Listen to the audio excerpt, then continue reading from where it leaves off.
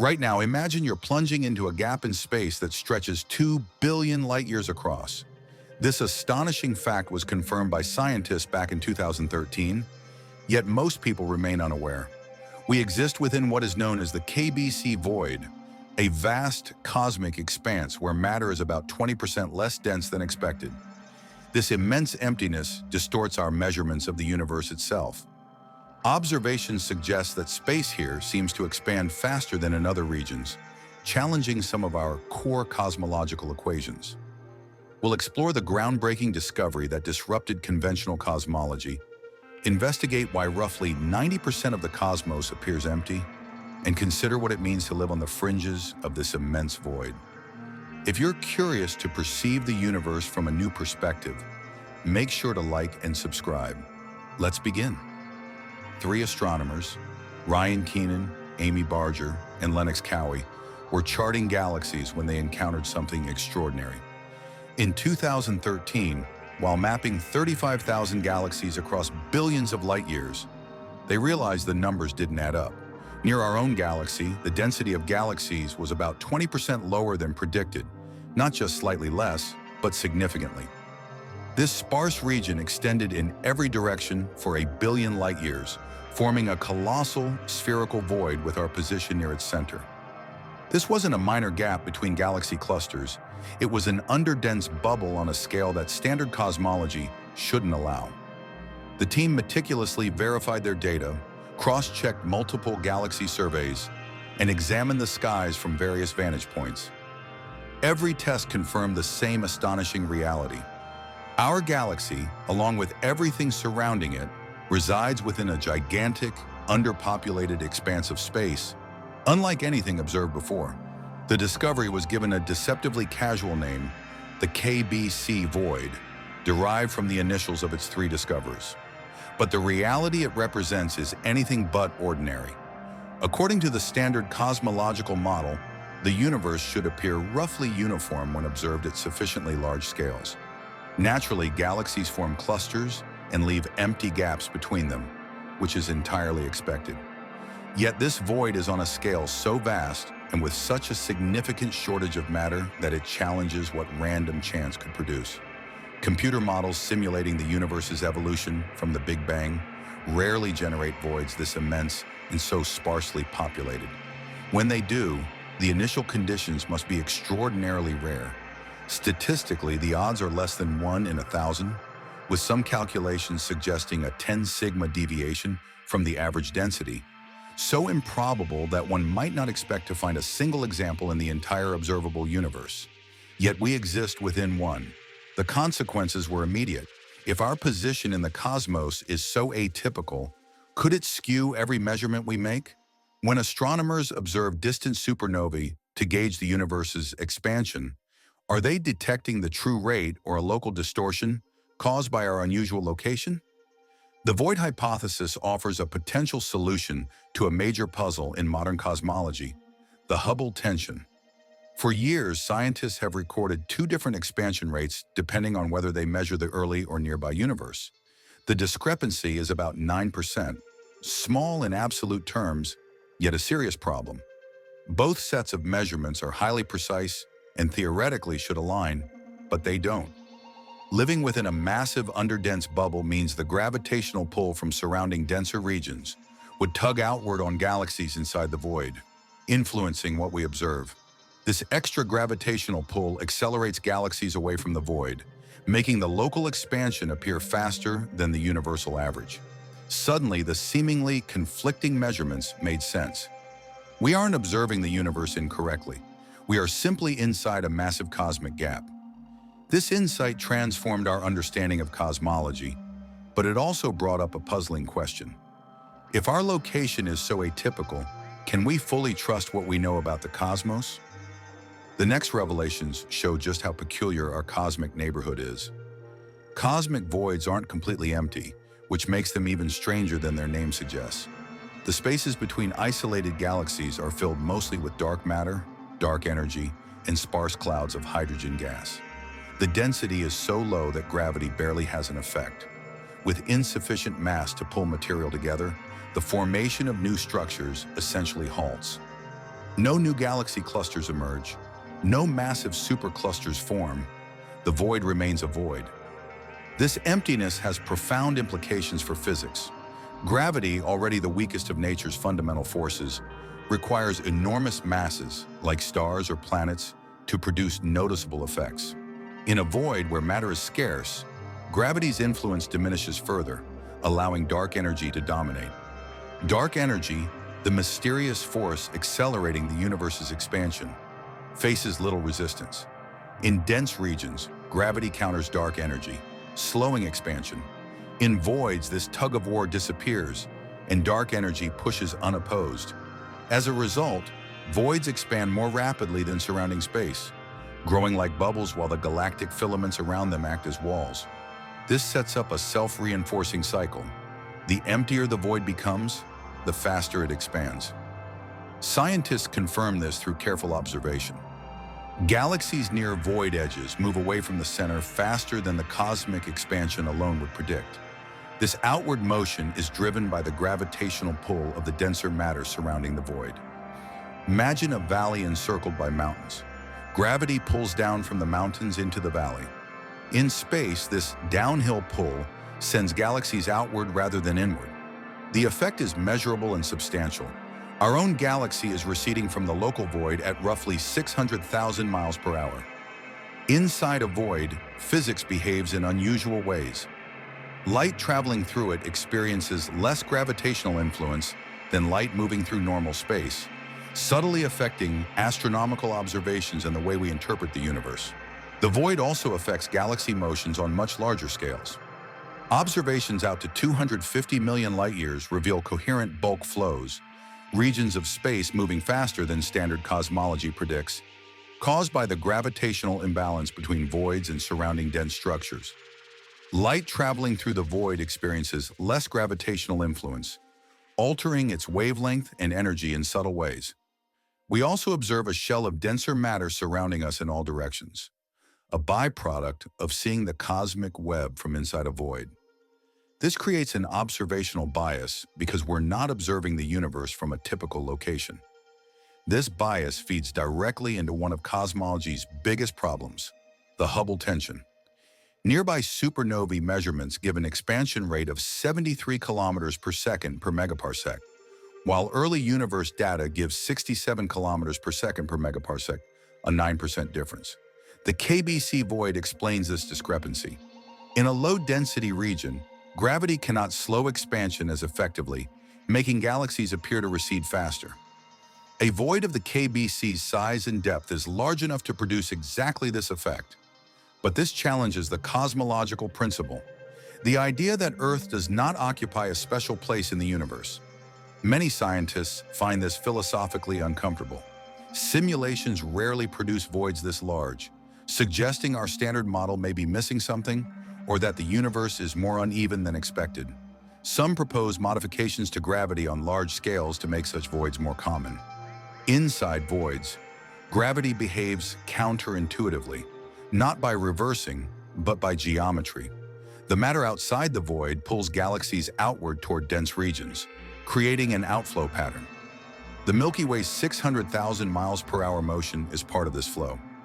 In summary, the universe is more dynamic, more complex, and more shaped by our local environment than previously believed. Our location inside a vast supervoid deeply influences how we measure cosmic expansion and interpret the structure of the universe. When astronomers examine the cosmic microwave background, the faint afterglow of the Big Bang, they notice that light traveling through cosmic voids appears slightly colder. The weak gravity inside these regions causes less gravitational redshift, producing cold spots in early universe temperature maps. These cold spots align perfectly with the vast voids we observe today. This alignment isn't coincidence, it's the result of physics. Understanding why voids are so underdense reveals why they play such a fundamental role in cosmology. They are not simply empty stretches between galaxies. They are natural laboratories where gravity weakens, dark energy becomes dominant, and the behavior of matter can be compared directly with that in dense regions. This makes voids essential for testing the deepest theories of how the universe works. Living inside the KBC void may feel unsettling. It forces us to question how typical our cosmic environment really is. But it also grants us a unique scientific advantage. We sit in one of the lowest density environments in the universe, giving us a front row seat to study the most extreme cosmic conditions. The universe's structure is far stranger than once imagined. It is not a smooth distribution of galaxies, but a massive cosmic web made of filaments and walls wrapped around enormous empty cavities. Dense intersections of this web form brilliant clusters filled with millions of galaxies. Filaments stretch hundreds of millions of light years, while the voids between them occupy most of the universe's volume. This structure wasn't obvious for decades. Before the 1970s, astronomers knew where galaxies appeared on the sky, but their true distances were uncertain. Only when systematic redshift measurements became common did the three-dimensional architecture emerge. Surveys like the Sloan Digital Sky Survey later mapped billions of light years in exquisite detail, revealing twisting filaments, vast sheets, and giant voids hundreds of millions of light years across. The origin of this structure goes back to the earliest moment after the Big Bang. Tiny density fluctuations, only 1 part in 100,000, were amplified by gravity over hundreds of millions of years. Slightly denser regions pulled in more matter, growing into clusters and filaments, while slightly emptier regions expanded into voids. Today, voids fill nearly 90% of the universe's volume, while filaments and clusters hold most of the mass. The Milky Way is not exactly at the KBC void center, but it lies deep within it, only 200 to 400 million light-years off. Considering the void spans 1 billion light-years in radius, our displacement is small. If we instead lived inside one of the dense filaments, our measurement of cosmic expansion would be much lower, and the Hubble tension wouldn't exist. Our galaxy is part of the local group, about 80 galaxies total, and that group belongs to the enormous Laniakea supercluster, containing around 100,000 galaxies. Yet even this vast supercluster resides inside the KBC void. That's how enormous the void is. It can engulf entire superclusters and still remain underdense. Near the KBC void lies another structure, the local void. The Milky Way is moving away from this region at about 600,000 miles per hour. This motion is a peculiar velocity, movement caused by local gravitational effects rather than cosmic expansion. These velocities complicate our measurements of the universe's true expansion rate because they add extra motion to our observations. The void is not pushing us in any literal sense.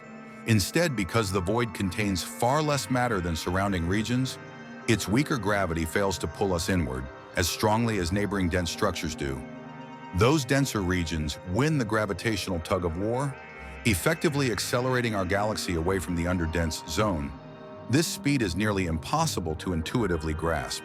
Traveling at 600,000 miles per hour means the Milky Way moves roughly 167 meters every second.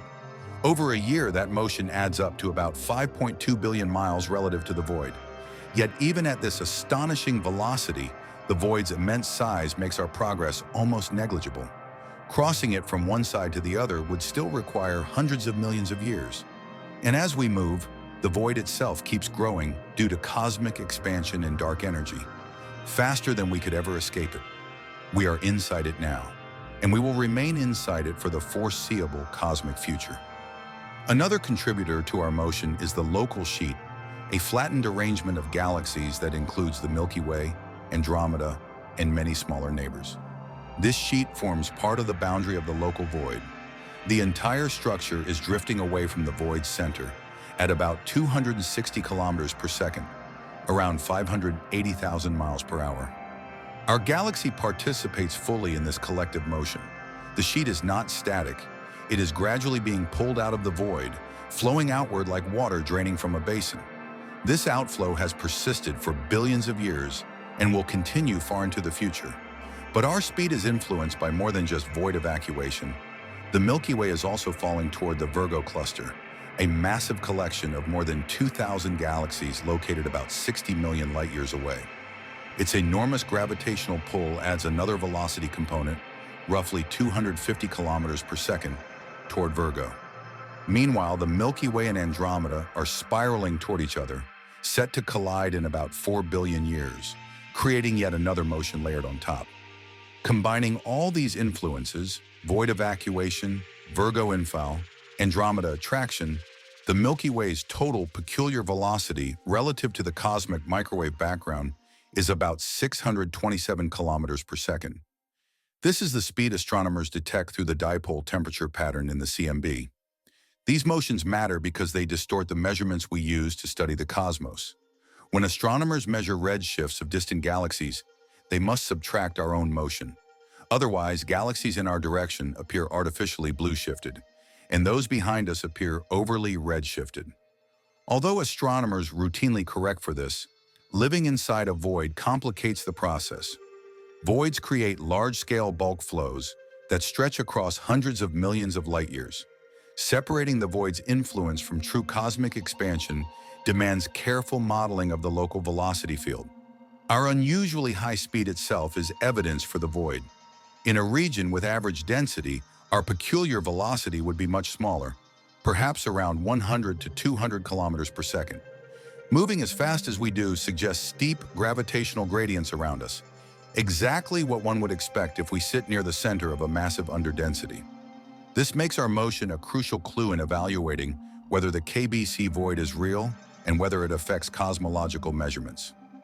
The universe may obscure its true expansion rate, but it cannot conceal that we are racing through space at extreme speed.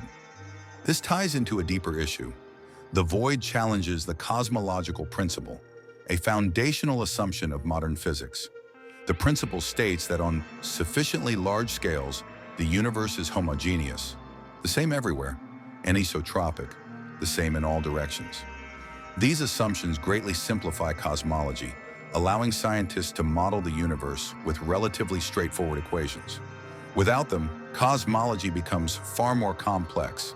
The KBC void, however, presents a major departure from homogeneity. If it spans 2 billion light-years and contains a 20% density deficit, that is an enormous inhomogeneity, large enough to represent a meaningful fraction of the nearby universe. Even more troubling is that we appear to live near its center, contradicting the idea that our location should be unremarkable. Throughout history, science has repeatedly removed Earth from privileged positions. Earth is not the center of the solar system. The solar system is not the center of the galaxy. The galaxy is not the center of the universe. The cosmological principle extends this trend by claiming there is no special location at all. But if we inhabit one of the largest supervoids ever observed, our position is unusual by definition. Some argue this does not break the principle because homogeneity should apply at scales of several hundred megaparsecs or more. The KBC void is about 600 megaparsecs across, right at the boundary where cosmic smoothness is expected. Perhaps the universe is rougher at these scales than assumed. Others suggest the void's true density contrast may be smaller, 10 to 15% rather than 20%, reducing its statistical significance. Another defense relies on a weak anthropic argument. Intelligent observers can only form in certain environments, and moderately underdense regions may be more favorable than dense clusters or deep voids.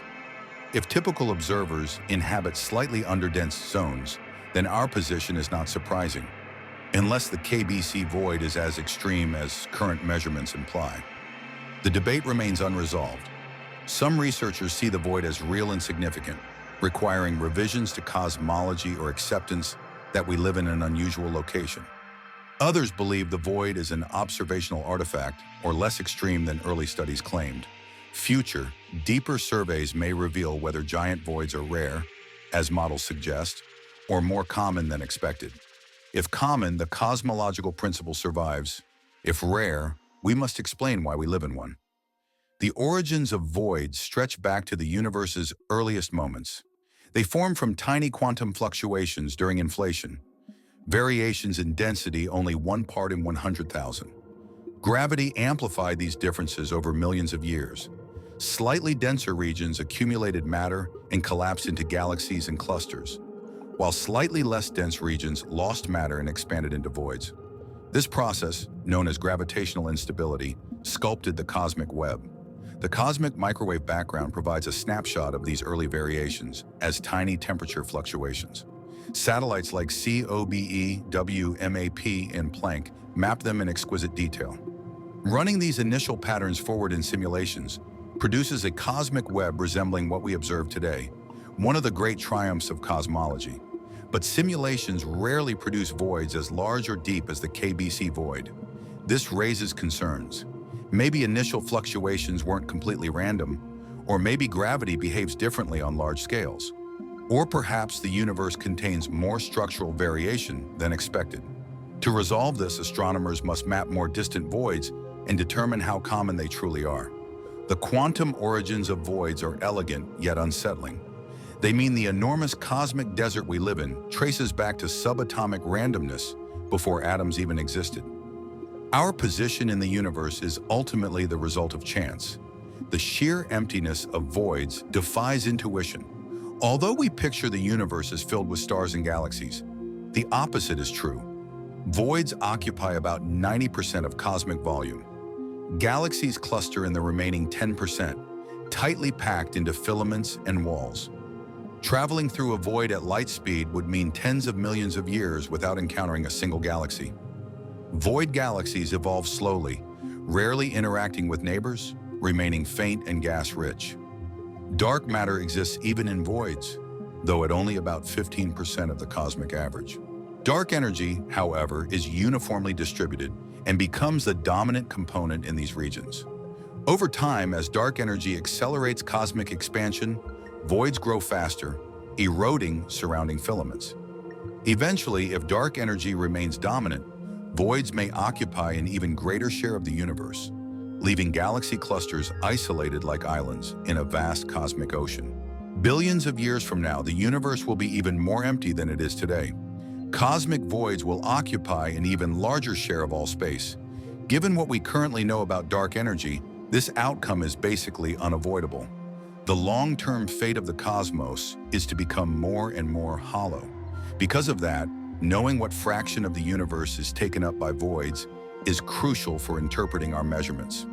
When we talk about average cosmic properties, like overall matter density or the expansion rate, we're implicitly averaging over both dense filaments and huge underdense regions. If we ignore the fact that most of space is actually void, we can misread what those averages are telling us. For example, the cosmic microwave background tells us that the mean matter density of the universe is about 30% of the critical density needed to halt expansion. But that average lumps together everything: rich clusters, filaments, and vast empty regions. Locally, the density can vary a lot. In a filament, it might be 3 times the cosmic average. In a void, it might be only approximately 15% of that average. These differences matter when we try to connect global numbers to what we actually see from our specific location. The fact that about 90% of the universe's volume is void also shapes how we search for rare events. Supernovae and gamma-ray bursts, for instance, are far more likely to occur in star-forming regions, which lie in dense filaments. Because voids host fewer galaxies and less star formation, such events are much rarer there. That introduces a selection bias.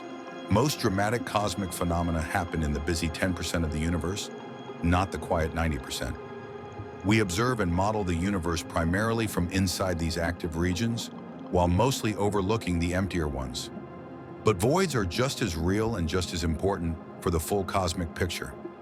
Among these empty regions, one stands out as especially problematic: the KBC void. It seems almost impossible within our current theoretical framework and makes cosmologists uneasy. In standard lambda CDM, lambda cold dark matter cosmology, structures grow from initial density fluctuations under gravity. The bigger and more extreme the structure, the rarer it should be. Small voids tens of millions of light years across are common. Larger ones, hundreds of millions of light years wide, are less frequent. The KBC void, though, is roughly 2 billion light years across and about 20% underdense. When researchers simulate structure formation under lambda CDM and then search for voids this large and this empty, they find almost none. Statistically, such a void is incredibly unlikely. Some studies quantify this improbability more precisely. One analysis suggests a void like the KBC represents a approximately 10 sigma outlier in the density distribution. A 5 sigma deviation already corresponds to less than a 1 in a million chance of arising randomly. 10 sigma is so extreme that you would need to sample trillions of independent cosmic volumes before expecting to see one. And yet, according to observations, we are inside such a void. That's not a minor quirk in the data. It's a serious warning sign that either our observations are flawed or our model is incomplete. Since multiple independent surveys tend to support the existence and scale of the void, many researchers suspect the model needs adjustment. One possibility is that the initial density fluctuations after the Big Bang were not as smooth on large scales as standard inflationary theory suggests. If inflation generated extra power on very large scales, then forming huge voids would be easier. But that would require altering our understanding of inflation, which is itself already a speculative and indirectly tested part of cosmology.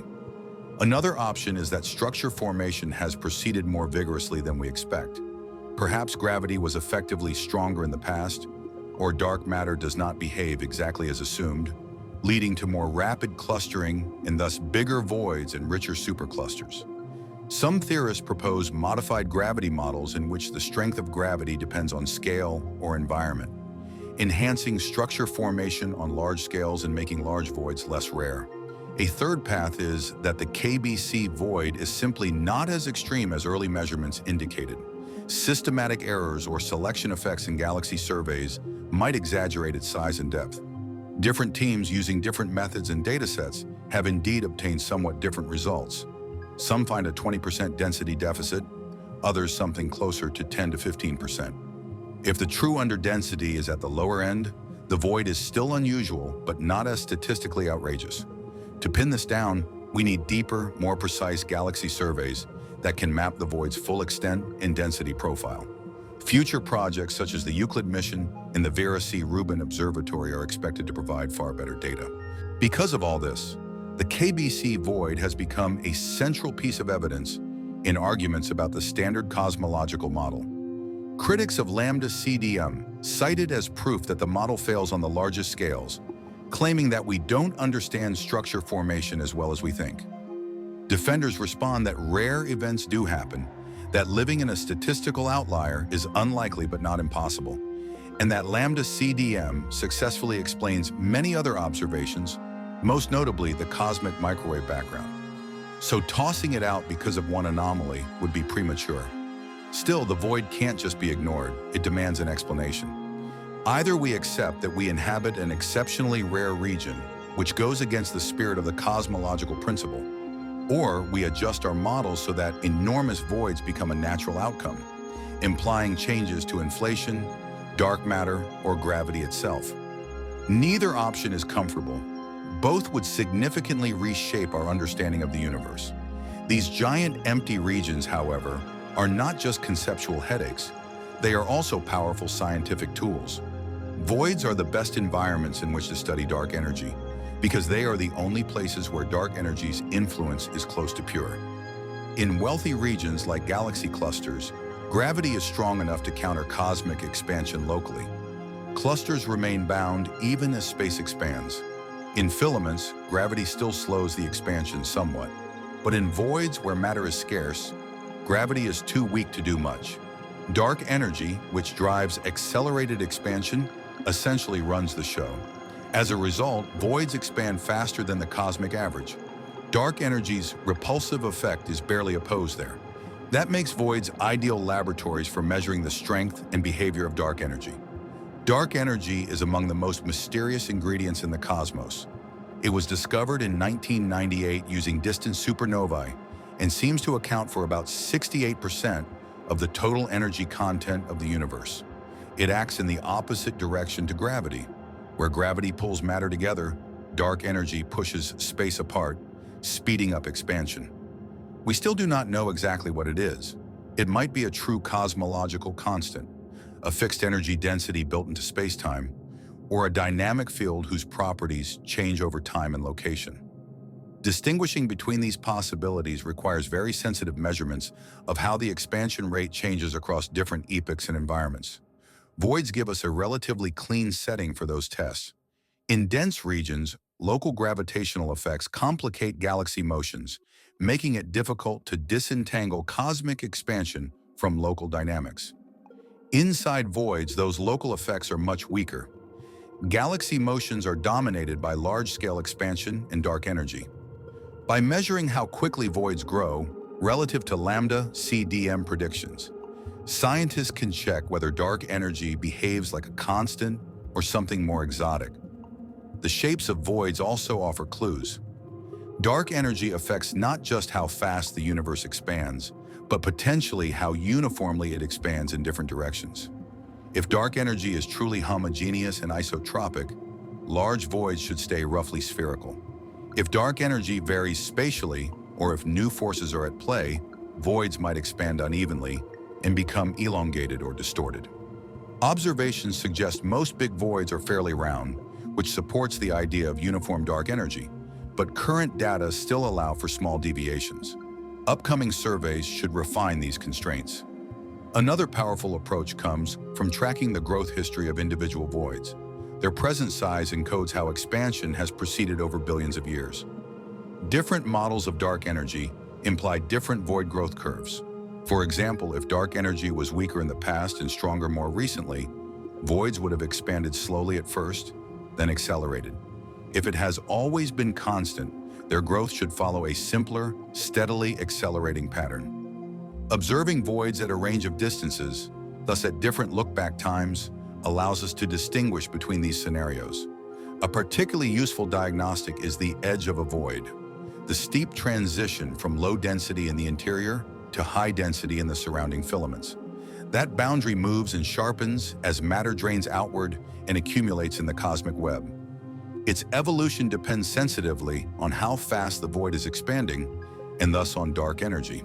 By comparing the observed void edges at different cosmic times with simulations, researchers can infer how dark energy has influenced void evolution.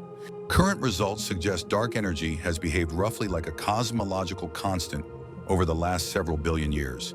But more precise studies are ongoing. Because of their sensitivity to expansion physics, voids are now a major focus of dark energy research. Future surveys are expected to catalog thousands of voids of different sizes and ages. Each offers a separate test, and combining them will greatly sharpen our understanding. If voids reveal that dark energy evolves or has structure, it would be a transformative discovery. Even confirming that it is strictly constant would rule out many speculative alternatives. In either case, voids are becoming essential probes of one of cosmology's deepest mysteries. The KBC void, being the largest and closest supervoid, is especially valuable. Its proximity allows measurements that are impossible for more distant voids. Inside these deserts, galaxies face a very different evolutionary path. Void galaxies grow up in near total isolation. Unlike galaxies in crowded clusters, which frequently interact, merge, and collide, those in voids evolve in relative solitude. This environmental contrast shapes almost all of their properties. Galaxies in voids tend to be smaller and fainter. They contain fewer stars and less overall mass. Many are classic dwarfs, just massive enough to retain their gas against the energy feedback from star formation. Because they seldom undergo mergers, one of the main drivers of galaxy evolution, their growth is slower and more gradual. Their star formation rates are generally lower than in rich environments, but with an interesting twist. A somewhat higher fraction of void galaxies are caught in short, intense starburst phases. This seems counterintuitive until you consider their gas content. Void galaxies often harbor large reservoirs of neutral hydrogen that have not yet been turned into stars. In dense regions, interactions strip or compress this gas, triggering star formation and quickly depleting it. In voids, gas can remain untouched for long periods. When an internal process finally ignites a wave of star formation, there is plenty of fuel available, leading to brief but powerful starbursts that then fade back into quiescence. Morphologically, void galaxies are typically late-type spirals or irregular systems, rather than ellipticals. Elliptical galaxies usually form through major mergers, rare in empty regions. Without frequent collisions and strong tidal forces, many void galaxies preserve orderly disks and spiral arms, with smooth rotation and minimal disturbance. That makes them excellent laboratories for studying galaxy evolution in a quiet environment, free from the violence of cluster life. Their dark matter halos are similarly telling. In voids, these halos experience fewer external tidal forces, so they tend to remain more spherical and undisturbed than halos in clusters, which can be stretched and distorted. However, the smallest halos face a problem. Below a certain mass, corresponding to circular velocities of approximately 35 kilometers per second, gravity is too weak to retain gas efficiently. Without enough mass to hold on to and cool gas, star formation simply never starts. This explains why voids are not filled with countless tiny dwarf galaxies. Many low-mass halos remain completely dark. Chemically, void galaxies are expected to be more primitive, since slower star formation implies slower enrichment of heavy elements, metals in astronomical language.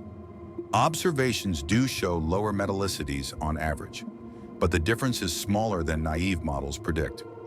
Some void galaxies have metal abundances similar to those of galaxies in denser regions, hinting at more complex gas flows in and out of galaxies that redistribute elements over time.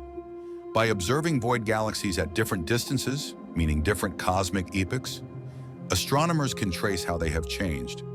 Early studies suggest that void galaxies have evolved relatively steadily and gently, without the dramatic transformations seen in clusters. Because of this stability, they provide a kind of control group for understanding the internal processes of galaxy formation, stripped of environmental complications. All of these scattered void galaxies are embedded in a much larger structure that is itself quite astonishing, the Laniakea supercluster. Identified in 2014, Laniakea contains on the order of 100,000 galaxies spread across some 520 million light-years. Its Hawaiian name means immense heaven, an apt description. The Milky Way lies on its outskirts, within a vast gravitational basin where galaxies flow toward a central mass concentration known as the Great Attractor. The entire supercluster moves coherently, with gravitational flows dominating over cosmic expansion on these scales.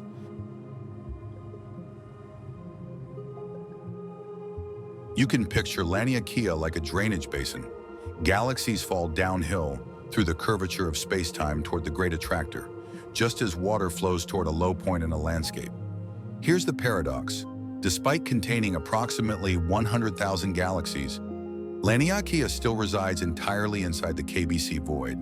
How can such a huge supercluster exist within an underdense region? The key is scale and how we define density. The KBC void is underdense relative to the cosmic mean when averaged over billions of light-years. It is not uniformly empty. It contains filaments filled with clusters, which contain groups, which contain galaxies, and so on. The void is defined mainly by its lack of rich superclusters and large clusters near its center, not by total absence of matter. The edges of the void, where density transitions back to typical values, are hundreds of millions of light-years away. Within that volume, there is still plenty of matter, just less than expected on average.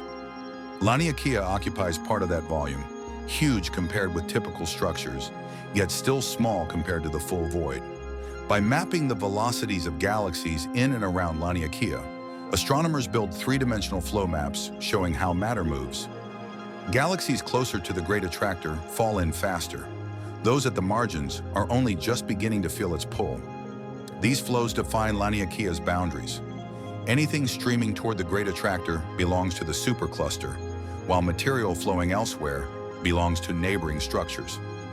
The Milky Way's motion points toward the Great Attractor, confirming our membership in Laniakea. But even Laniakea is not the end of the chain. It too is falling toward a still larger concentration, the Shapley supercluster, roughly 650 million light-years away and one of the most massive structures in our cosmic neighborhood. Shapley's gravity tugs on Laniakea, moving it at several hundred kilometers per second.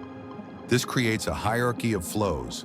Galaxies fall into clusters, clusters into superclusters, and superclusters toward even more massive attractors. The KBC void modifies these flows by adding an outward component as matter streams away from the underdense center. The result is a complex velocity field with contributions from both local attractors and the global void. To make sense of this intricate web, cosmologists rely on a powerful standard ruler imprinted in the universe's early history: Baryon Acoustic Oscillations, BAOs. These are the fossilized echoes of sound waves propagating through the hot plasma of the early universe. Before recombination, matter and radiation were tightly coupled, and pressure waves rippled through this medium. When the universe cooled enough for atoms to form, these waves froze in place, leaving a preferred separation scale in the distribution of matter, about 490 million light-years. This characteristic scale appears as a subtle bump in the clustering of galaxies at that separation distance. Because the underlying physics is well understood, BAOs provide a reliable cosmic yardstick. By measuring how large this scale appears at different redshifts, astronomers can reconstruct the expansion history of the universe, much like placing identical rulers at different distances and seeing how their apparent size changes.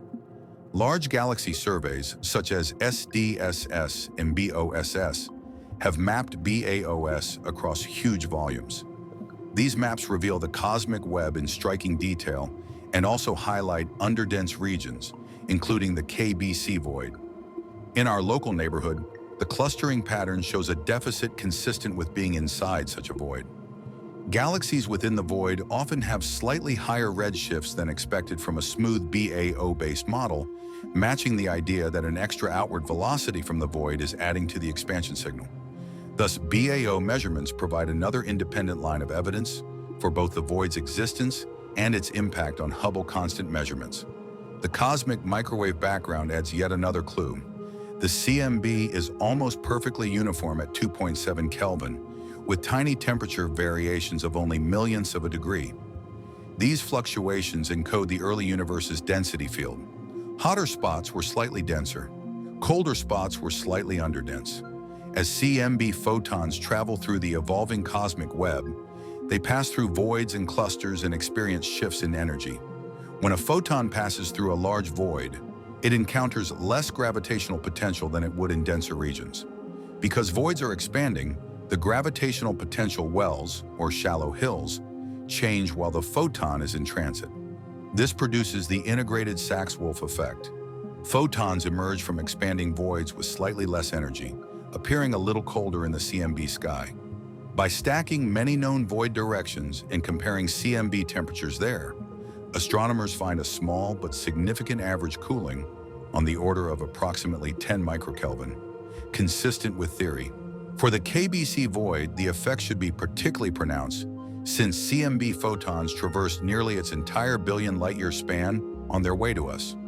Unlike the famous cold spot, a localized region in the CMB possibly linked to a distant supervoid, the KBC void surrounds us and thus subtly modifies the overall pattern rather than creating a single obvious cold patch. Detailed modeling shows that the observed CMB is compatible with such a void, and the absence of a dramatic anomaly also constrains how deep and large the void can be. These constraints are consistent with the approximately 20% density deficit over about a billion light-years, matching other measurements. Taken together, galaxy surveys, BAOs, CMB signatures, and velocity fields, all these independent lines of evidence converge on the same broad picture. We live inside a large, significantly underdense region, though not an infinitely deep one. The presence of this void has led some researchers to ask whether gravity itself might need revising. General relativity, proposed by Einstein in 1915, is our standard theory of gravity and has passed every experimental test so far, from light bending to gravitational waves. But if a void like KBC is too extreme to arise naturally under lambda CDM plus general relativity, then maybe the theory breaks down on the largest scales. Modified Newtonian dynamics, MOND, is one alternative. It proposes that when accelerations become extremely small, gravity behaves differently from Newton's and Einstein's laws, effectively becoming stronger at very low accelerations. That idea was originally introduced to explain why galaxies rotate faster than visible matter alone can account for, without invoking dark matter. While MOND struggles with some cosmological observations, it tends to produce more pronounced structure formation in simulations. Richer superclusters and deeper voids emerge more easily. In such models, a void like KBC is no longer extraordinarily rare. It becomes a natural outcome of the modified gravity. However, Mond and related theories face serious issues explaining the CMB and gravitational lensing without reintroducing some form of dark matter. Hybrid models that mix modified gravity with a small amount of hot dark matter, like massive neutrinos, attempt to bridge this gap, but none have yet matched Lambda CDM's overall success across all observations. Other modified gravity proposals alter how gravity propagates over large scales rather than simply changing its strength, introducing extra fields or higher dimensional effects. Some of these predict stronger gravity in low-density regions, again making big voids more likely. Testing such ideas requires very precise measurements of how matter moves in voids compared to dense environments. The tug-of-war between modified gravity theories and the standard Lambda CDM framework remains unresolved. Proponents of new gravity argue that the repeated appearance of very large structures, the KBC void, the Shapley supercluster, the Sloan Great Wall, indicates that standard theory underestimates how rapidly structure forms.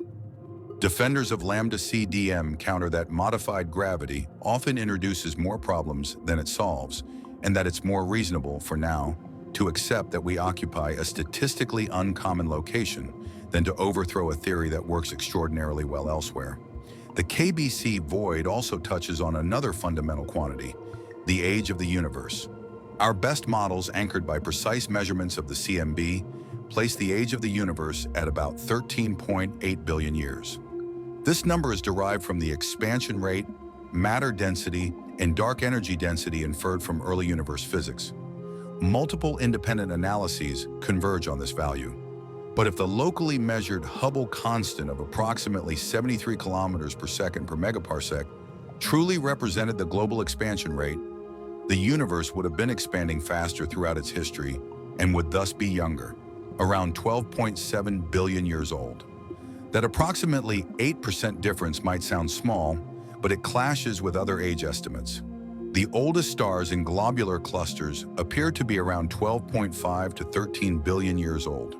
You can't have stars older than the universe. These ages are derived from stellar evolution models, which track how stars of different masses leave the main sequence. The faintest main sequence turn-off points in globular clusters indicate very ancient formation times. Independent age constraints come from the coolest white dwarfs, whose long cooling times also suggest ages on the order of 12 to 13 billion years. If the universe were only 12.7 billion years old, many of these stars would be uncomfortably close to or older than the universe itself. It's possible that stellar models have systematic uncertainties, but adjusting them enough to accommodate a significantly younger universe requires coordinated errors in just the right direction, which seems contrived. Uncertainties in the ages of the oldest stars are on the order of a few hundred million years, and mainly come from details of stellar physics. How efficiently stars mix material in their interiors, or how much mass they lose through stellar winds. Even so, age estimates for globular clusters are consistent across many independent methods. The Gaia mission has dramatically improved this work by pinning down distances via precise parallaxes. Once the distance is known, astronomers can determine a cluster's true luminosity, eliminating a large source of error. With these improved measurements, the oldest globular clusters are firmly placed at around 13 billion years old. This becomes a serious issue if we insist that the universe is only about 12.7 billion years old, as implied by the higher local value of the Hubble constant. You simply cannot fit 13 billion-year-old stars into a universe younger than that. Something has to give, either stellar ages, the cosmic age, or the expansion rate as we measure it. Stellar ages are grounded in well-tested physics and verified through multiple independent techniques. The age of the universe derived from the cosmic microwave background, CMB, is likewise robust, relying on a different set of physics entirely. That leaves the high local Hubble constant as the most suspicious quantity, likely skewed by our local environment, especially if we live in a large underdense region like the KBC void. But the picture is more nuanced. The oldest stars we're dating reside in our own galaxy. If our local void environment significantly biases cosmological measurements, why should it not also influence how we interpret these stars? One camp argues it doesn't. The age of a star is determined by its internal nuclear burning, which is governed by local physics, not by the large-scale expansion of the universe. Another camp points out that the timing of when the first stars formed in our region depends on the growth of structure, which in turn depends on the cosmic environment. If the void affected when our galaxy formed, that might shift when its earliest stars appeared. This leads to a deeper question. How much of what we observe locally is affected by our cosmic neighborhood, and how much is independent of it? Clearly, measurements that involve light traveling across hundreds of millions of light years, like distant supernovae and the Hubble constant, are sensitive to voids, bulk flows, and peculiar velocities. Observations confined within the Milky Way, such as stellar ages, should be much less impacted. The lingering tension may therefore hint that the high local Hubble value is not just a local effect, but part of a true global discrepancy, possibly calling for new physics, while at the same time leaving open the possibility that stellar evolution models still need some refinement. For now, the issue remains unresolved. On top of the age problem, galaxy motions introduce another layer of complexity. Galaxies do not simply ride along with uniform expansion, they also move under the gravity of the surrounding large-scale structure.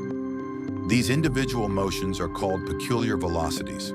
In a perfectly homogeneous universe, such velocities would largely cancel out when we average over large volumes. Bulk flows, the net motion of galaxies within a huge region, should be small beyond certain scales.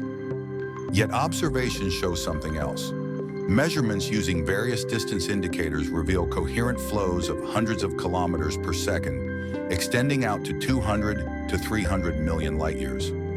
Many galaxies across these volumes are moving in roughly the same direction, suggesting strong, large-scale gravitational gradients. A large void such as the KBC region naturally produces such a pattern. Material inside an underdense zone is drawn outward toward denser shells around it, generating a bulk flow pointing away from the void center.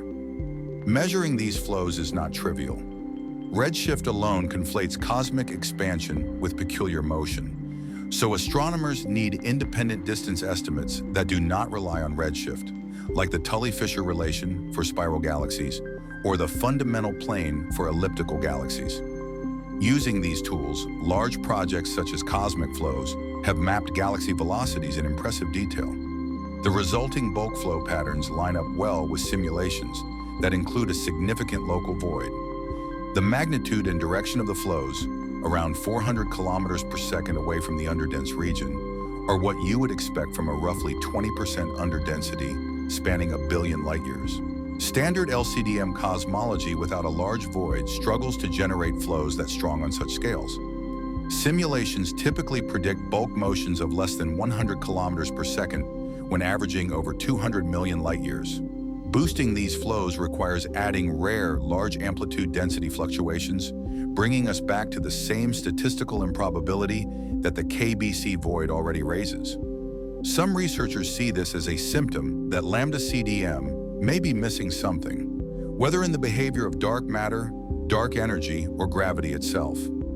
Modified gravity theories, such as Mond-inspired models, naturally produce more vigorous structure formation and stronger flows, reducing the need for unlikely fluctuations. The KBC void is not the only supervoid in the cosmos. Another prominent example is the Eridanus supervoid, identified through its connection to an anomalously cold region in the CMB known as the cold spot. Initially discovered in WMAP data and later confirmed by Planck, the cold spot is larger and colder than typical primordial fluctuations. Some exotic ideas invoke collisions with other universes. More conservative approaches pointed to a large void along that line of sight.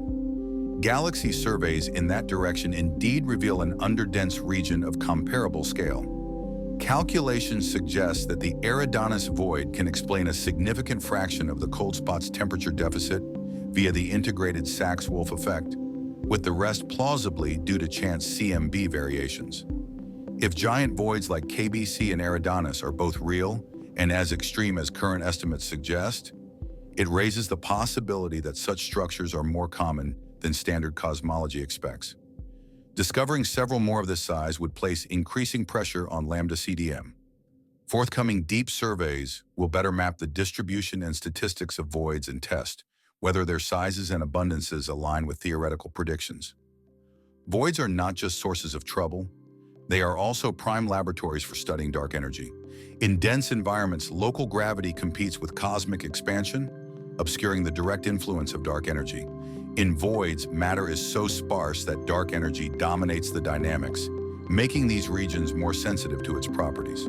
By examining how quickly voids expand, how their shapes evolve, and how sharply their edges grow over time, researchers can test whether dark energy behaves like a simple cosmological constant or something more complicated and time-dependent. Present data generally support a roughly constant, uniform dark energy, but improved measurements may yet reveal subtle deviations.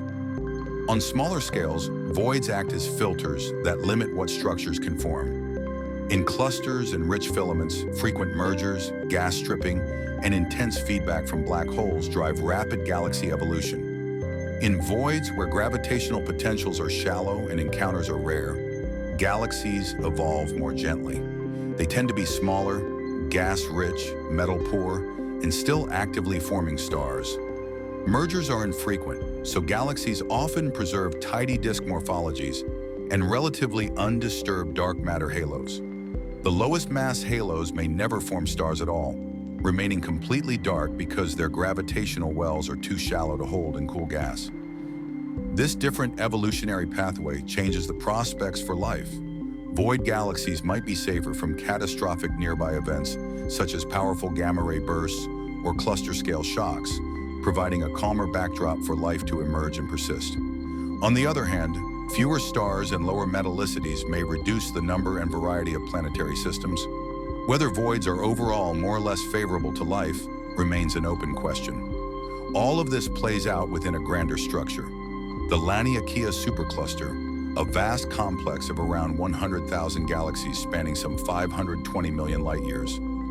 Our Milky Way sits near its edge, flowing along with other galaxies toward a central region known as the Great Attractor. Laniakea itself is being pulled toward the even more massive Shapley concentration, creating a hierarchy of flows, galaxies falling into clusters, clusters into superclusters, and superclusters toward yet larger overdensities. The KBC void modifies these flows by adding an outward component away from its center, leading to a complex three-dimensional velocity field. To understand this structure and the void around it, cosmologists rely heavily on baryon acoustic oscillations, fossil sound waves from the early universe that imprint a characteristic scale in the distribution of matter. This scale, about 490 million light-years, acts as a standard ruler for measuring cosmic distances and expansion history. Large surveys using BAO analyses show that, in our local region, galaxy clustering departs from the global average in a way consistent with a substantial underdensity and associated outflows. Together with CMB signatures and bulk flow measurements, BAOS provide another independent confirmation of the void's presence and its influence on local expansion measurements. Looking far into the future, dark energy is expected to push these trends to extremes. Voids will grow, filaments will thin, and gravitationally unbound structures will drift out of each other's horizons. For galaxies embedded in voids, the sky will gradually empty as distant clusters fade beyond the cosmic horizon, and their light is red-shifted into oblivion. Future civilizations living in such conditions might be unable to detect the CMB or distant galaxies at all. They might conclude they inhabit a small, static island universe, never suspecting the larger cosmic web that once surrounded them. This leads to a philosophical twist. If our own position inside the KBC void already biases our measurements, how sure can we be that our current cosmology is globally correct? Void dwellers in other galaxies, if they exist, might struggle even more to infer the true nature of the universe. They may develop models very different from ours, shaped by the constraints of their environment. The idea of the Hubble bubble captures this concern quantitatively. Measurements of the Hubble constant using nearby objects within roughly 2 billion light-years yield a higher value, while those using more distant tracers, or the CMB, give a lower one. The transition distance is suspiciously close to the estimated radius of the KBC void. This suggests that inside this bubble, local expansion measurements are biased by outflows and underdensity. Recent data show that the inferred Hubble constant tends to decline as we use more distant supernovae, trending toward the CMB value, just as the bubble model predicts, though uncertainties are still significant. If this interpretation is right, many of our precise local measurements are systematically skewed by our environment. To truly know the universe's global properties, we must look far beyond our local region, reaching well outside the void. Upcoming large surveys and powerful telescopes are slowly making that possible. Until then, we are left with an unsettling picture. We appear to inhabit a giant cosmic cavity whose existence strains standard cosmology, distorts measurements of expansion, and amplifies large-scale flows. It may or may not fully resolve the Hubble tension. It may or may not require modified gravity or revised inflation. But it certainly tells us one thing. The universe is more intricate than the smooth, featureless cosmos imagined by simple models, and our place within it is far less typical than we once assumed. In a very real sense, we are inhabitants of a cosmic hollow, trying to reconstruct the universe from inside a vast, expanding emptiness.